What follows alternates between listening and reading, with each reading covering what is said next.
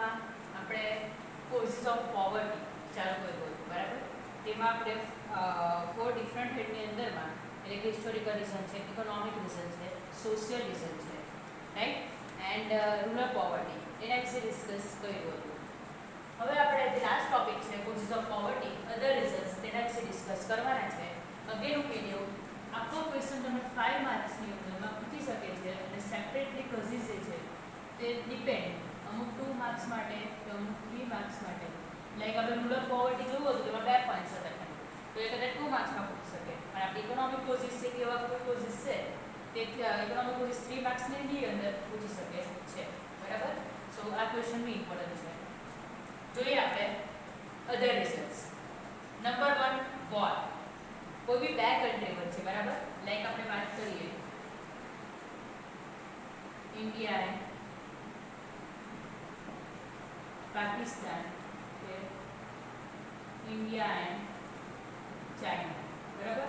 V know that કે આપણી neighbouring country છે તેમાંથી ઇન્ડિયા અને પાકિસ્તાન અને ઇન્ડિયા અને ચાઇના વચ્ચે જે છે તેના વચ્ચે વોર્સ જે છે તે વધારે થાય છે, રાઈટ.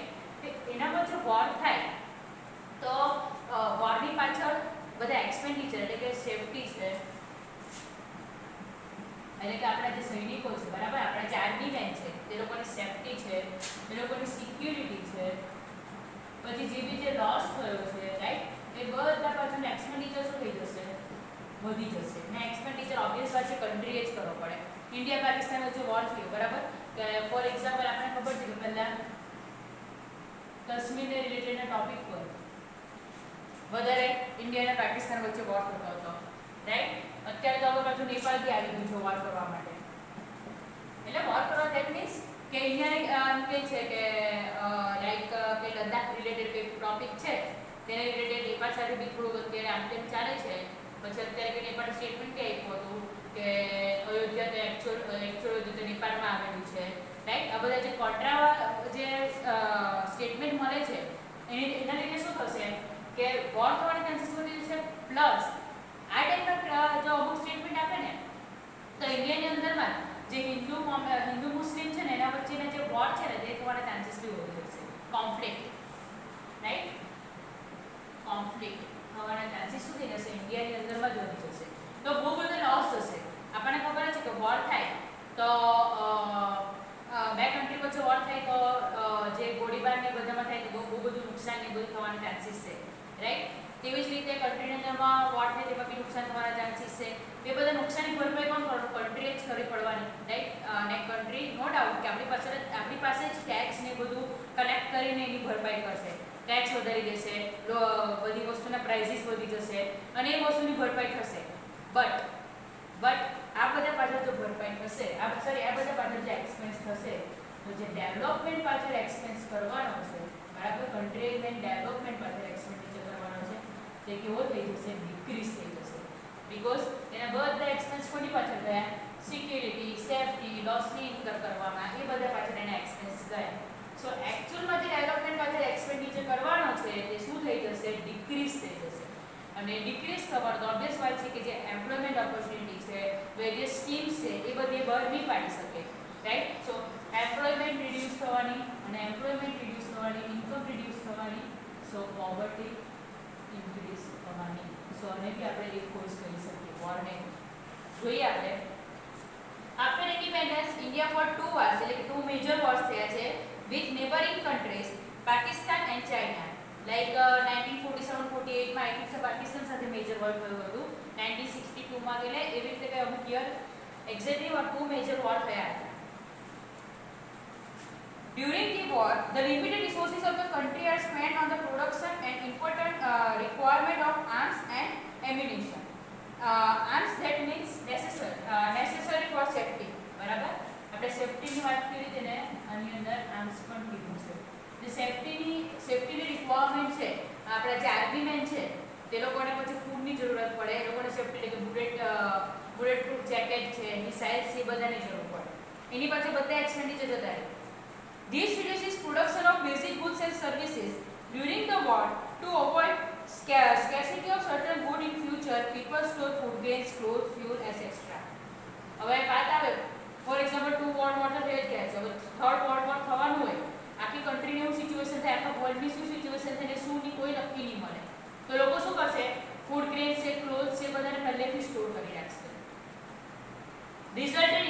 Price rapidly. હવે બધું સ્ટોર વગર કામનું સ્ટોર કરી રાખે તો શું થવાનું, જે પ્રાઇસ છે એ શું થવાનું, ઇન્ક્રીઝ થવાનું. અને કોસ્ટલી આપણને ખબર છે કે અમુક સિઝનમાં જે એને શું કે અછત ઊભી કરીને લોકો ભાવ વધારે છે, બરાબર. કેવી સિચ્યુએશન અરાઇઝ થવાની? Because of what? The process of economic development slows down. Due to several causes in India, development expenditure is reduced, economic development remains low, and problem of price rise takes place as poverty increases. Development પાછળ expenditure નહીં કરી શકશે, બરાબર. એટલે કે જે employment opportunity છે તેની મળવાની, ઇન્કમ રિડ્યુસ થવાની, પોવર્ટી ઇન્ક્રીઝ થવાની, અને બધું સ્ટોર ને બધું કરી રાખશે, એની લીધે પ્રાઇસ બી ઇન્ક્રીઝ થવાની, અને એના લીધે બી પોવર્ટી જે છે તે ઇન્ક્રીઝ થવાની. ક્લિયર? વોટ નેક્સ્ટ છે increase in defence expenditure. Increase in defence એક્સપેન્ડિચરનો વર્ડ સિમિલર પોઈન્ટ આપેલું છે. ડિફેન્સ એક્સપેન્ડિચર એટલે કે જે મિસાઇલ છે, સોરી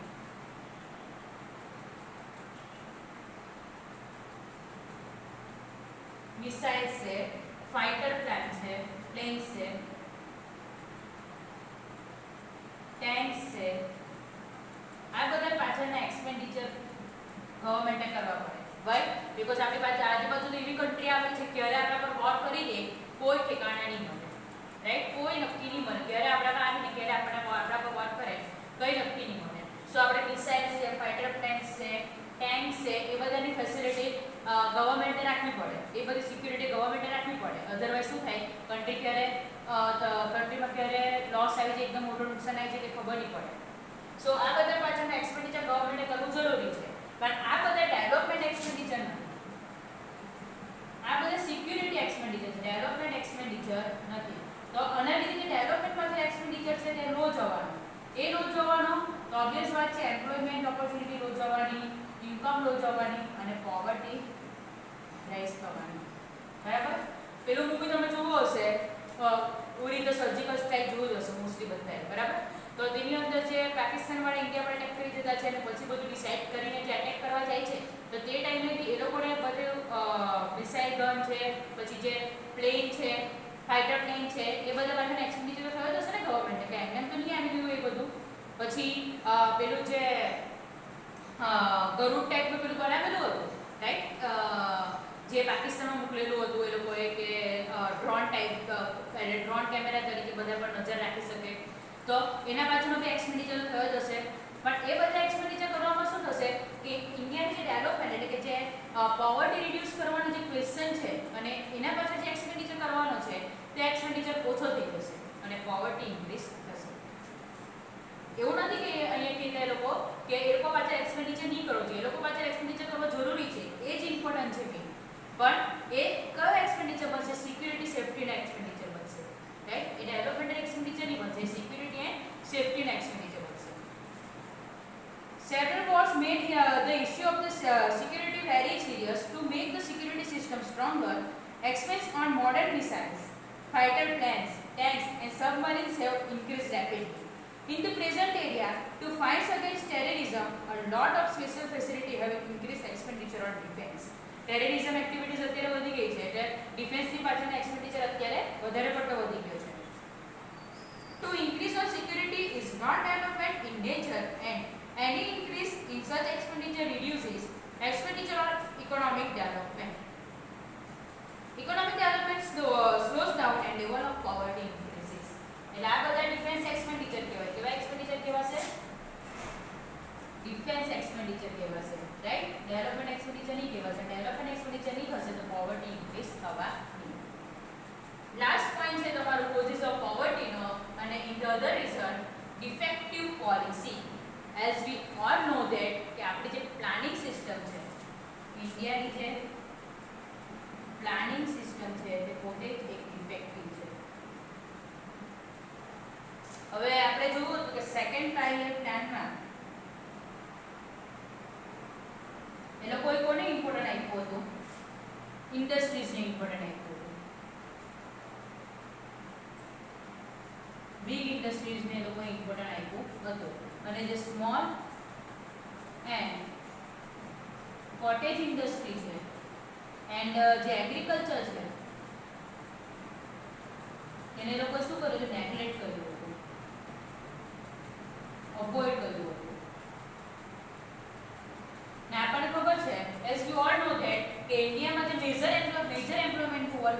પ્રોવાઈડ કરે. મેજર પોપ્યુલેશન જેના પર ડિપેન્ડ છે તે શેના પર ડિપેન્ડ છે? Small and cottage industry and agriculture પર ડિપેન્ડ છે, as we all know that. તો અને એ લોકો ડેવલપ નહીં કરશે તો ઓબ્વિયસ વાત છે કે જે એમ્પ્લોયમેન્ટ અનએમ્પ્લોયમેન્ટનો ક્વેશ્ચન છે તો અરાઇઝ થવાનો અને પોવર્ટીનો ક્વેશ્ચન તો જ રહેવાનો.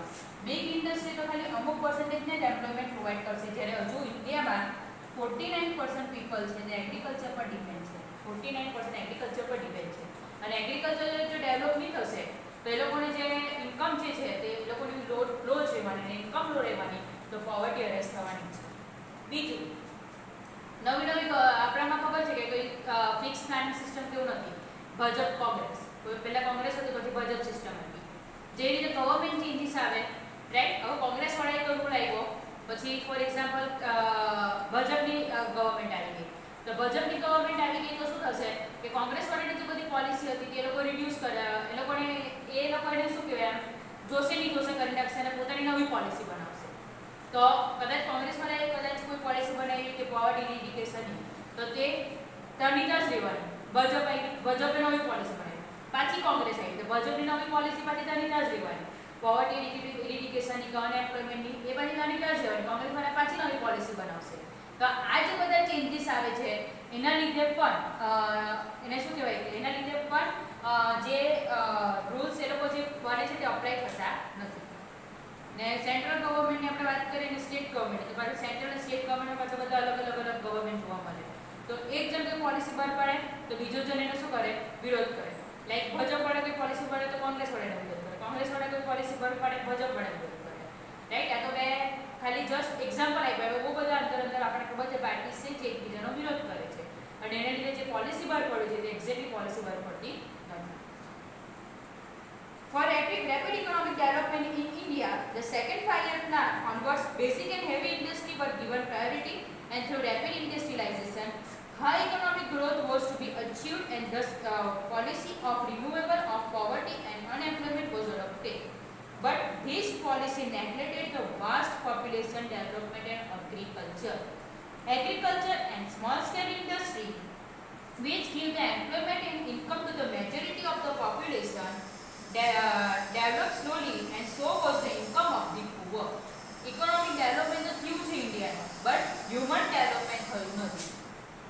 ઇકોનોમિક ડેવલપમેન્ટ થયું છે બટ હ્યુમન ડેવલપમેન્ટ થયું નથી, રાઈટ. હ્યુમન ડેવલપમેન્ટ ક્યારે થશે કે જ્યારે પોવર્ટી, અનએમ્પ્લોયમેન્ટ આ બધા ક્વેશ્ચન જે સોલ્વ થશે ને ત્યારે જ હ્યુમનનું ડેવલપમેન્ટ થશે. ને ઇન્ડિયામાં ખબર છે કે આ બધા ક્વેશ્ચન હજુ વધારે છે. Apart from these, various schemes were introduced during the planning period to reduce poverty and unemployment, but due to frequently changes in the ruling government, કોઈ વખત કોંગ્રેસ, કોઈ વખત ભાજપ, પાછું કોઈ વખત Congress, many times they lacked continuity and coordination. As a result, the targeted poverty reduction could not be achieved through these schemes. એટલે કે જે આપણે પોવર્ટી રિડ્યુસ કરવી જોઈએ તેટલી પોવર્ટી હજુ આપણે રિડ્યુસ કરી શક્યા નથી. બીકોઝ કોંગ્રેસ વાળા બહાર પાડે ભાજપ વાળા અડોપ્ટ નહીં કરશે અને ભાજપ વાળા બહાર પાડે તેને તો કોંગ્રેસ એકદમ જ વિરોધ કરે. આપણને ખબર છે અત્યારે બી આપણે જોઈએ કે ભાજપ ગવર્મેન્ટ બહુ સારી સારી સ્કીમ્સ બહાર પાડે છે, તો બી કોંગ્રેસ વાળા એનો ઘણાનો વિરોધ કરે જ છે. આવું થાય જ છે, બરાબર, પોલિટિક્સમાં. સો એના લીધે જે પોવર્ટી રિડ્યુસ થવી જોઈએ તે પોવર્ટી રિડ્યુસ થતી નથી. સો બધા તમે ટોપિક્સ આઈ હોપ સો કે ક્લિયર થઈ ગયા હશે. કોઝિસના 3 point: war, increasing defence expenditure and effective policy. એના સિવાયના આગળના જે બીજા 4 પોઈન્ટ્સ હતા અને એના સબ પોઈન્ટ્સ આઈ હોપ સો કે તમારે ક્લિયર હશે. હવે આપણે ડિસ્કસ કરીએ major to reduce poverty. Major to reduce poverty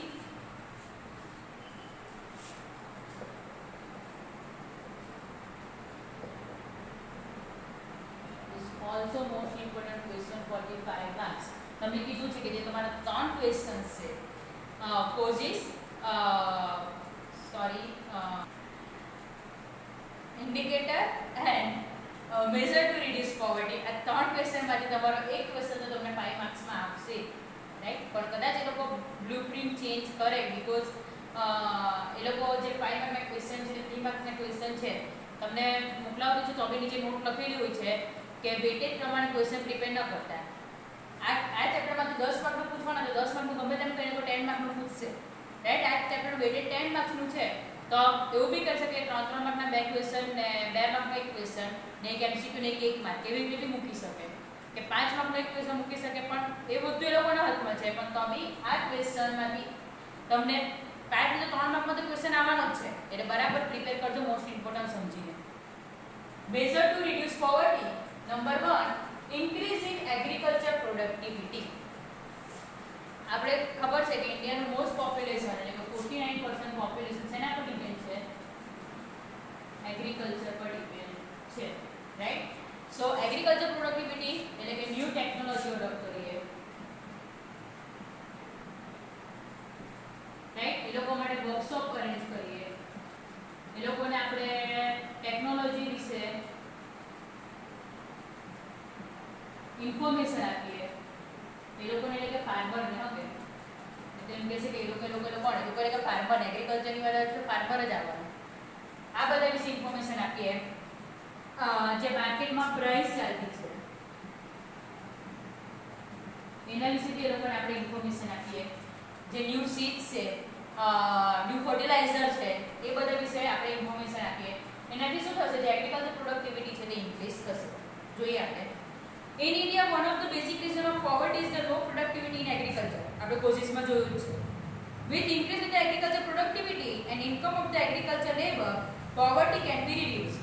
Regarding this, through public programs, workshop or public programs.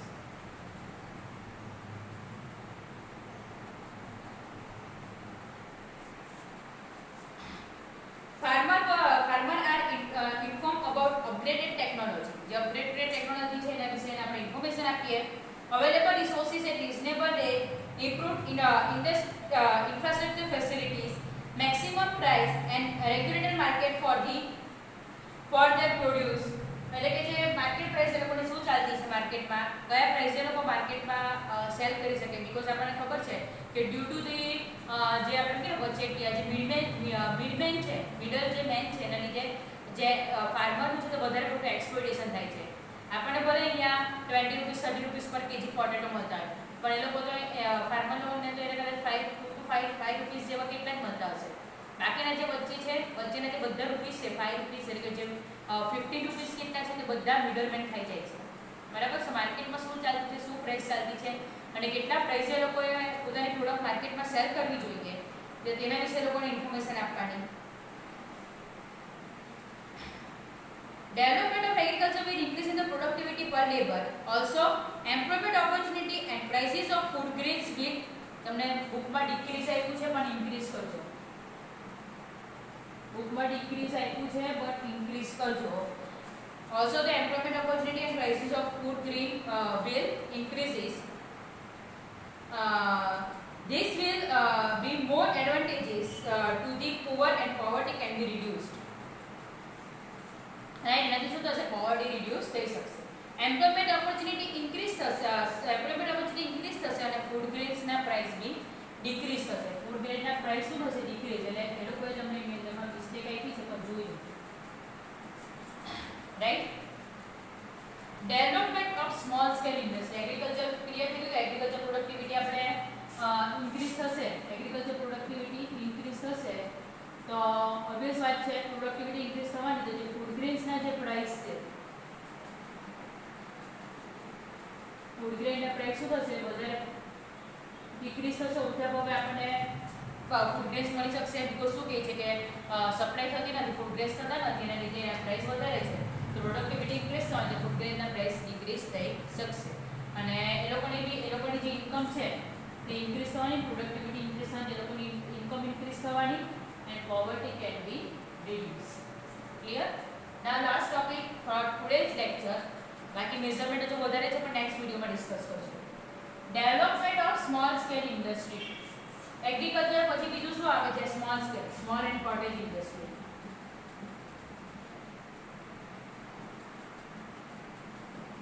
Agriculture પછી શું આવે છે? એમ્પ્લોયમેન્ટ પ્રોવાઇડ કરતું હોય તો બીજું શું આવે છે? Small and cottage industry. એનું જ આપણે ડેવલપમેન્ટ કરશું, રાઈટ. એ લોકોને પાછળ ગવર્મેન્ટ જો લોન ને એવું બધું આપશે તો પ્રોડક્શન વધવાનું, એનું પ્રોડક્શન વધવાનું તો એમ્પ્લોયમેન્ટ ઓપોર્ચ્યુનિટી વધે, એમ્પ્લોયમેન્ટ ઓપોર્ચ્યુનિટી વધે તો ઇન્કમ ઇન્ક્રીઝ થવાની અને poverty can be reduced. Clear?